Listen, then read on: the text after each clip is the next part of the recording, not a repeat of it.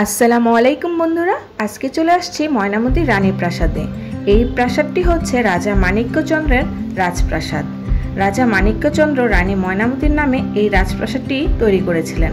রানী ময়নামতির নামে এই এলাকার নামকরণ করা হয় ময়নামতি। এই রাজপ্রাসাদটির আঞ্চলিক নাম হচ্ছে রানীর বাংলা। স্থানীয় মানুষের কাছে রানী বাংলা নামেই এই জায়গাটা পরিচিত। এই জায়গাটি কিন্তু খুব সুন্দর একটি জায়গা। ময়নামতি শালবন বিহারের মতোই দেখতে অনেকটা, আর প্রতিদিন এখানে ঘুরতে আসে অসংখ্য মানুষ। এটা হচ্ছে গেটের একটি নোটিশ বোর্ড।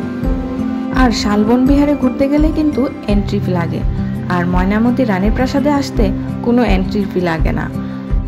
যার যখন ইচ্ছে আসতে পারবে, যতক্ষণ ইচ্ছে থাকতে পারবে, সময়ের কোনো ধরা বাধা নেই। আর সেজন্যই অসংখ্য মানুষ প্রতিদিন এখানে ঘুরতে আসে, আর আসবেই না কেন। জায়গাটি এত সুন্দর, চারদিকে সবুজের ঘেরা আর নিরিবিলি একটি পরিবেশ। এই জায়গাটি পরিচর্যার জন্য কিছু লোক আছে যারা প্রতিনিয়ত এই জায়গাটি দেখাশোনা করেন এবং এর সৌন্দর্য বৃদ্ধির জন্য কিছু ফুল গাছও লাগিয়েছেন। আর এখানে কিন্তু একটি মন্দিরও রয়েছে, ওই যে দূরে একটি মন্দির দেখা যাচ্ছে। এই মন্দিরটিও কিন্তু শত বছরের পুরনো একটি মন্দির। এখানেই কিন্তু ঐতিহ্যবাহী বৈশাখী মেলা হতো, যেটা প্রতি বছর বৈশাখ মাসের 7 তারিখে হতো। আর এই বৈশাখী মেলাটা 1 মাস পর্যন্ত হতো। আর এই মেলাটা এতই জনপ্রিয় ছিল যে দূর দূরান্ত থেকে মানুষ প্রতিনিয়ত আসতো। অনেক জমজমাট একটা মেলা ছিল।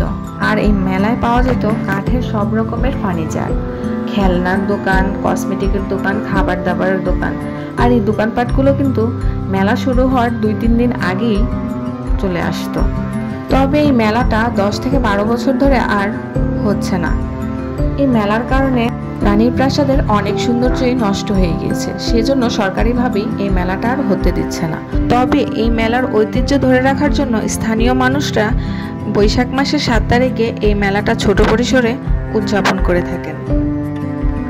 আর এই যে গাছটা দেখছেন, এই গাছটা কিন্তু শত শত বছরের পুরনো একটি গাছ। এইরকম আরো 2টি কাঁঠাল গাছ ছিল, যেগুলো এখন আর নেই।